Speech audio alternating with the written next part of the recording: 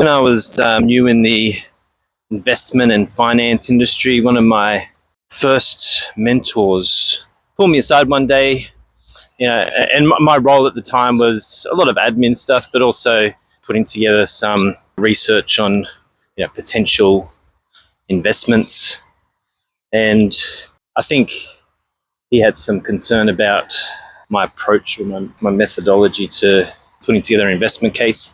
But nonetheless, he pulled me aside and he gave me some advice. He said, the investment world, it's much more of an art than it is a science. Now at the time, this kind of bummed me out because, I'd just come out of university where I'd learnt all the technical stuff, how to do financial modeling and putting together portfolios and, all the math. I learnt it all. I thought I was pretty good at it. It all made sense. And so my approach was highly technical, highly scientific, let's say. And now he's telling me that, well, that's only a small part of the story. So yeah, that was a bit disappointing.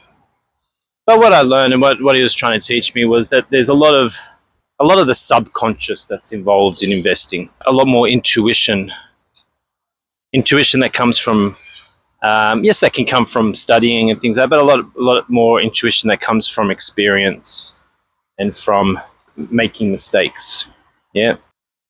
Now, why I raise this is because we're moving into a world now where, sorry, I'm just going to scratch my eye right there. We're moving into a world where, the ability for us to get more data and to analyze that data is, it's just growing exponentially. Most investment world at the moment, it's in a race for information and data to apply all the techniques that we've built, the big data techniques, and in particular nowadays, the AI techniques, machine learning, unsupervised learning, and in particular piling over structured and unstructured data sets. And the question is really, well, is that proverb from my mentor, is that true? Is that still true? Is investing more of an art than a science? And if it is, well, what role does AI then play in this world of investments? So let's have a little bit of a think about this role of AI as it pertains to trying to pick winners, trying to make money from buying and selling stocks and bonds and other securities. Because AI can do a lot, And my first real experience with AI was definitely in the investment world.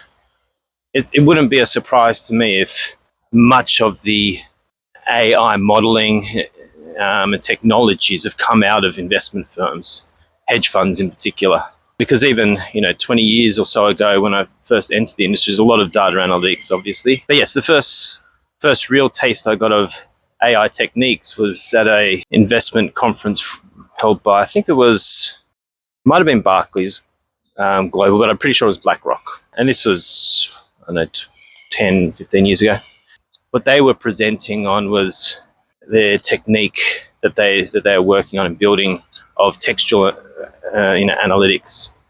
So that is machine learning, looking at data in a text form, annual reports, for example, media releases about companies, for example, and trying to figure out whether or not that information was good for the company or bad for the company. And this is where we can kind of see the difference between AI and human analysts. The human will look at the report and what's said. They would judge a few things. They'll judge, firstly, the integrity of the information. Who said it? Was there any bias there, right? How much weight do I give to the information that's presented? Also, they will use human rationale to determine, the impacts of that information. Is that information going to lead to more cash flows, more revenues, better margins, or worse? What is that information really saying? Whereas the AI, all it's looking for is patterns in the way language is put together.